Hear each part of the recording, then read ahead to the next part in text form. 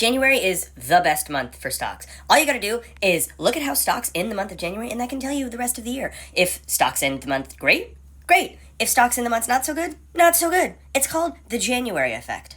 Hang on a second. You're telling me the stock performance for 1 month can tell me how it's going to perform for an entire year?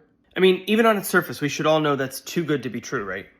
This idea exists in a million different ways. The January effect, the sell in May, go away, or October is always a really bad month for stocks. Some people even think the stock market always goes up every other Friday because that's when a lot of people get paid and that's when they contribute money to their 401ks. The truth of the matter is these market timing suggestions aren't typically built on a solid enough statistical fundamental foundation, so they're not really great at forecasting how markets might behave. They're super anecdotal. So, let's take a look at this first one, the January effect. In years when stocks went up in January, the year that followed ended with a gain 79% of the time. But when January was a down month, the year-long trend was negative only 29% of the time. So when it's good, it sticks, but when it's bad, not so sticky. The problem with these market timing ideas is they can tempt you to time the market.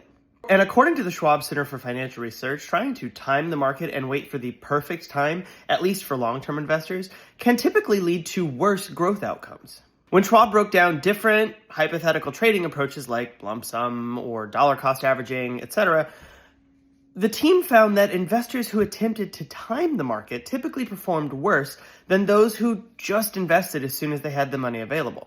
If you had perfect timing, you could do really well, but not that much better than just investing immediately. And bad timing or not investing at all can hurt you even more. When it comes to investing for the long term, try to avoid timing the market. Even the best market analysts have a really difficult time knowing exactly when the bottom is going to be, knowing exactly the right moment to get into a position. Not to mention the fact that a so-called perfect market timing tool just doesn't exist. When you're investing over the long term, like for decades or so, like if you're saving for retirement, you're typically better off just investing as soon as you have the cash.